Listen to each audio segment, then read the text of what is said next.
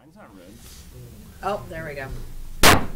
Let's call this meeting to order of the Oakland County Board of Commissioners Planning and Building Committee. Could we have a roll call, please? Crawford. Here. McGilvray. Here. Dwyer. Here. Teets. Here. Jackson. Wipert. Here. We have a quorum. Thank you. Could you please join in the Pledge of Allegiance with me? I pledge allegiance to the flag of the United States of America and to the republic for which it stands, one nation, under God, indivisible, with liberty and justice for all. Thank you very much. Could we have a motion to approve the previous minutes of March 13th, 2018? Moved by Commissioner Crawford, supported by Commissioner McGilvray. All in favor say aye. Aye. Any opposed? That passed. Could we have approval of today's agenda? Any changes, deletions? So moved. Motion by Commissioner Crawford to approve the agenda as written, supported by Commissioner McGilvray. All in favor say aye. Aye. Any opposed? That passed. Any public comment today? Seeing no public comment, we will move on to today's regular agenda. Item number 1 is the Water Resources Commissioner resolution to authorize the Evergreen and Farmington Sewage Disposal System capital improvement bonds. I need a motion. Moved by Commissioner Dwyer, supported by Commissioner McGilvray. Good morning. Good morning. This is Lockhart Water Resources Commissioner's office. This was before you back in 2017. We had a referendum period. This was given Commissioner Nash our office authorization to move forward with installing the bonds for each of the projects we have in the system. Biggest chunk is the Southfield sinkhole we had before this water main break in 2016. That's completed. Now we need cash. The first issue would be about $6.7 million from that project. Reimburse our system. Okay. Any questions? The total is 15 million. 15 million. And so the department already did some of the work? Yeah, for that one. So we took it out of reserves, and we obviously have Southfield is actually sharing the cost with us, and they requested that first $6.7 million in a 15-year term. So the rest will make be 15, 20, kind of our operations people figure out how the rates go. But I can tell you, we met our committees every quarter. That comprise everything in Farmington, so they're fully aware that this is coming. It's built into the rates, and they're all. It seems like this Evergreen Farmington is one of our biggest projects. There's always something going on with it. Yeah, it's one of our older systems, and it's down south in the county, a lot of infrastructure around there, so other projects actually are help to avoid future collapses and things like that. There are some stuff that's in need of tire repair to avoid bigger problems in it, but Glen Oakland is a newer system. We'll build in the late 60s, 70s, every Farmington will build in the 50s, and it kind of stays higher as it gets down further into Southfield, down that part of the system. Freeways, buildings, it's bigger, but it's an older system. Any questions from what I asked? Let's call the roll, please. Crawford. Yes. McGilvray. Yes. Dwyer. Yes. Teets. Yes. Wipert. Yes. Motion Thank you very carries. much. Item number 2 is Facilities Management Licensing of the 52-3 District Court, Rochester Hills excess parking spaces to the Bill Fox Chevrolet. And this is going to have an automatic direct referral to finance. Could we have a motion, please? Moved by Commissioner Crawford, supported by Commissioner Teets. Good morning, I'm Paul Beckles with Facilities. This is a successful revenue producer. It's been going for about 5-7 years.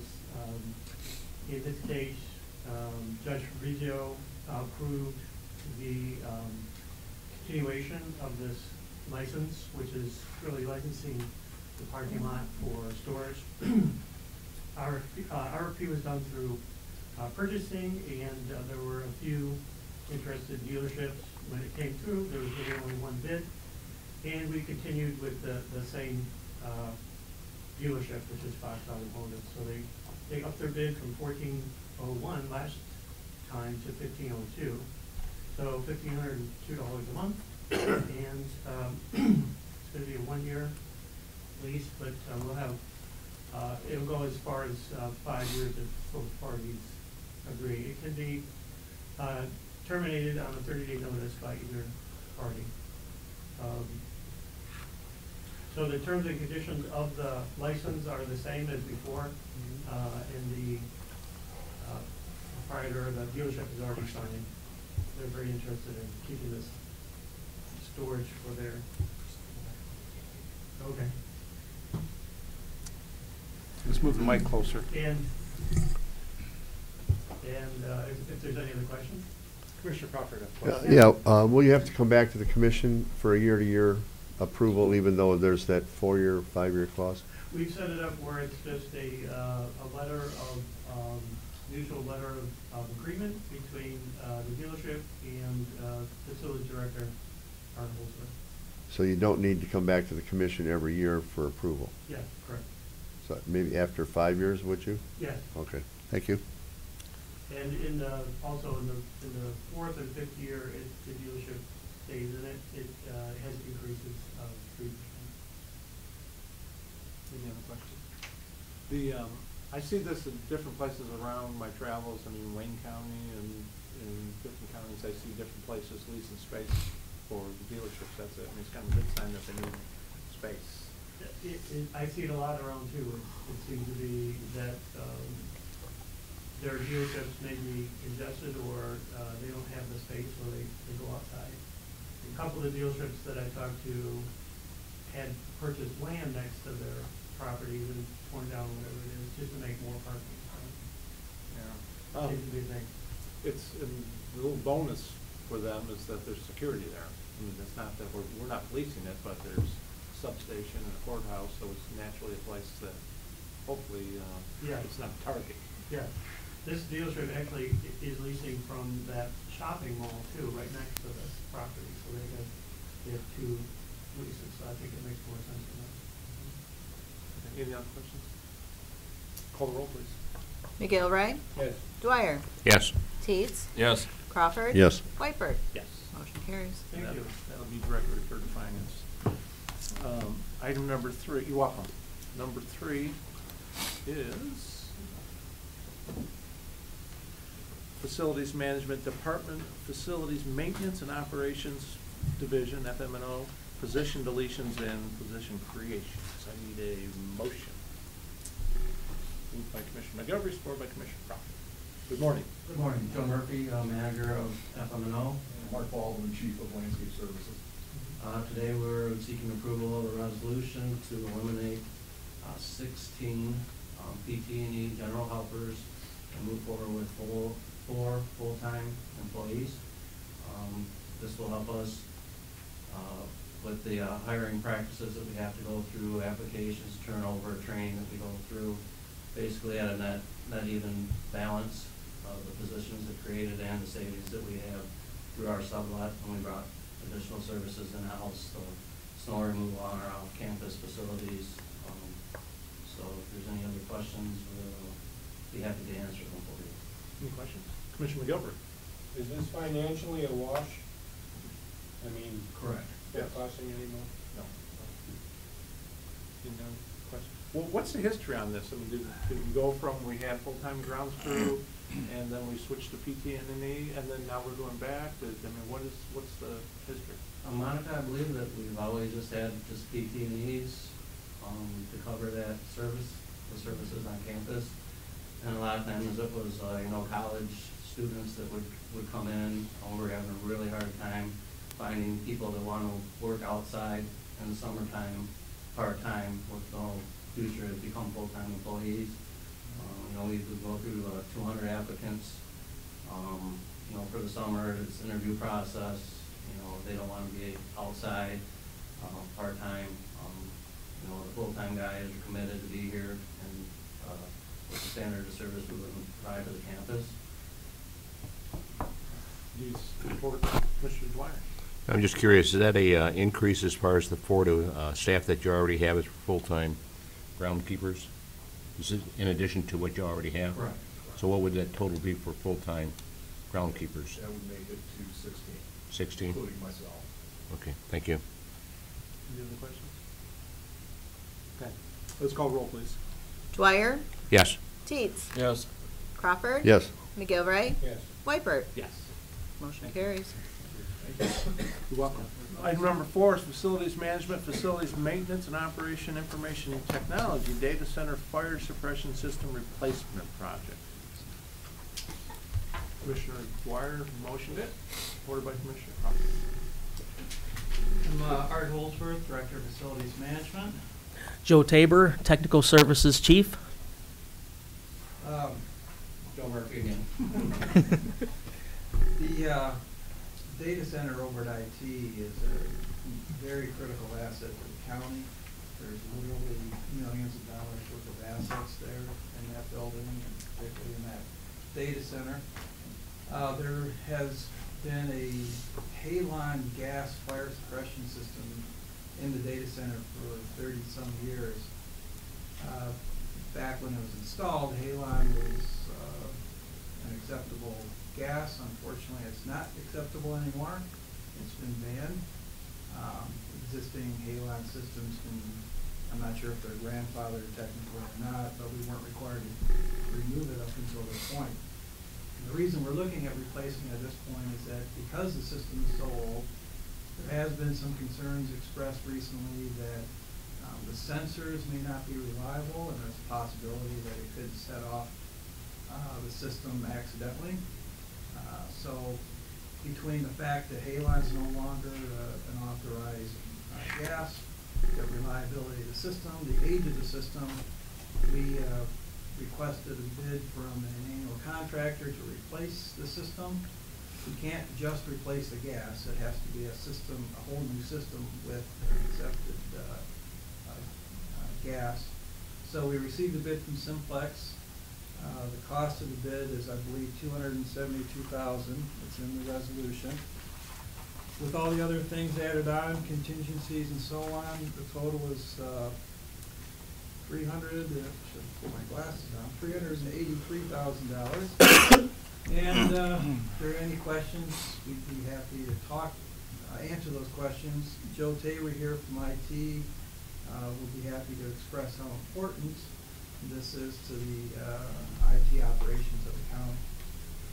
Commissioner Crawford has a question. Are there other facilities on campus that has that kind of fire suppression system? Yes, the 911 dispatch has a partial.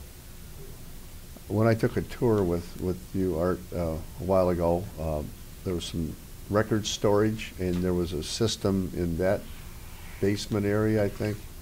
Is that a similar? Would that be the I don't record remember. Was it in the courthouse here? No, it was off-site. I mean, off this site. So And it was record yes. storage for something. I don't remember what, but I know we talked about fire suppression.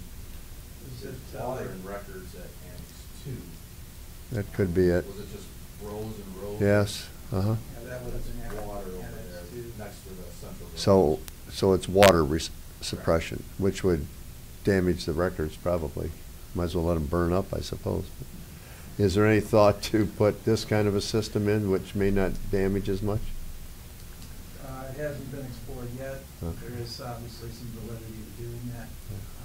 Let me find out from the clerk's office and the court's Okay. court's administration office whether that's something that they'd like to explore. Okay, thank you. The problem with that is the gas system has to be in a sealed room. And I don't think you can seal that basement. I don't, Well, it would take a lot of effort to seal it. yeah, as it sits, you're right. Okay, thank you. What's the timing on this, and what will be any disruption in employees, or what's the process? How long Simplex said it would take? They were looking at an implementation time of maybe 4 to 6 months. They're going to run the systems in tandem. There's going to be a dual system set up. In terms of actual impact to the employees, though, and in our production, very, very, very limited. Yeah, they're gonna install the new system while the old system is replaced. So they do it parallel? Yes. Yes. So So what they don't want to have is a risk of, tearing out the old system and then, something terrible happen and then we're out of luck because they're trying to implement the new system. So we'll always have a fire suppression system available for us in case emergency happens. Is this inside the capital improvement budget that we approved, or is this an additional expenditure?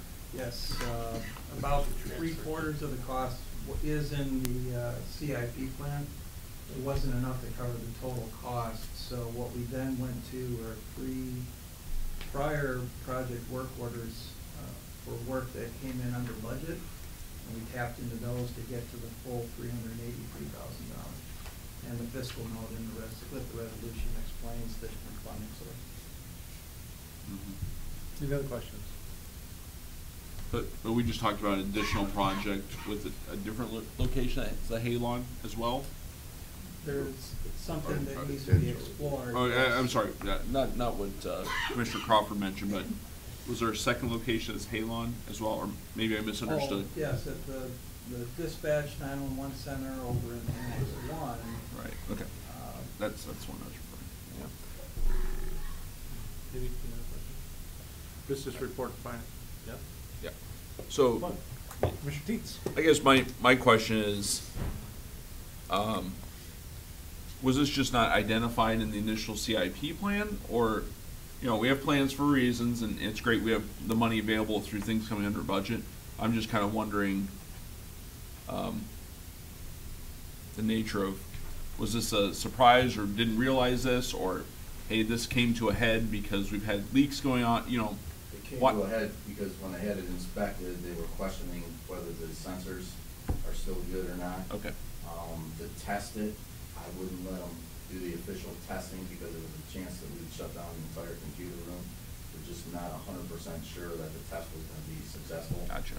The Halon is no longer, you can't put it in anymore, but if you have it in, it's okay, but once the system goes off, you have to replace it. Right, so you're... We're kind of being a little proactive, and plus, we don't want to roll the dice anymore. I see. So something that we've lost confidence in the fire suppression system, therefore needs to be replaced. Commissioner Crawford. What's the issue with Halon?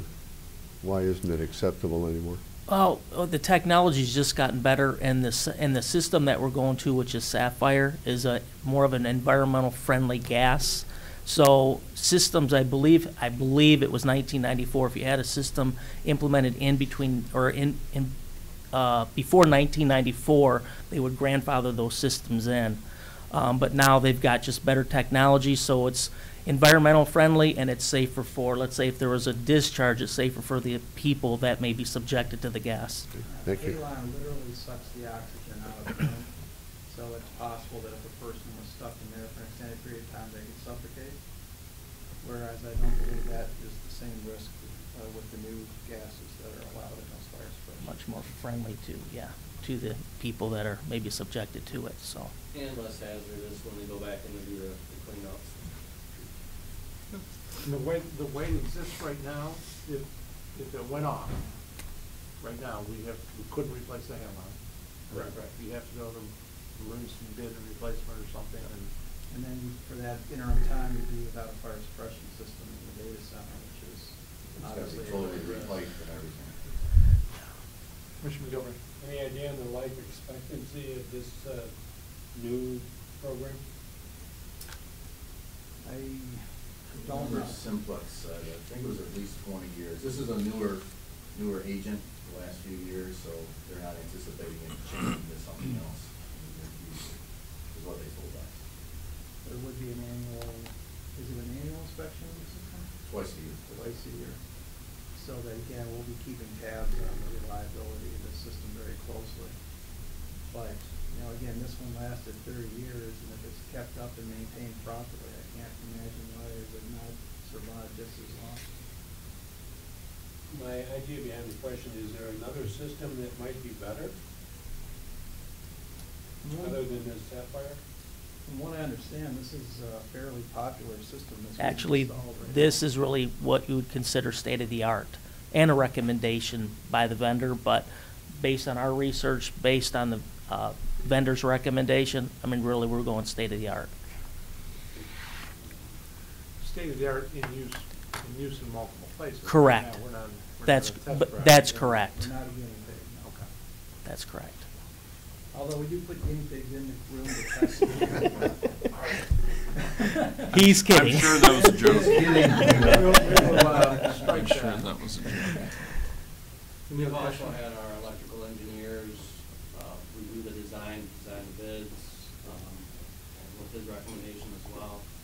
What this product is, one that is the best fit for the county and the use of that facility. We just talked about fire suppression system at the IT building. So you've checked it out, this is your recommendation? Yes. Yes, sir. So this is just a report to finance, we just need this one, right? No, we'll call roll.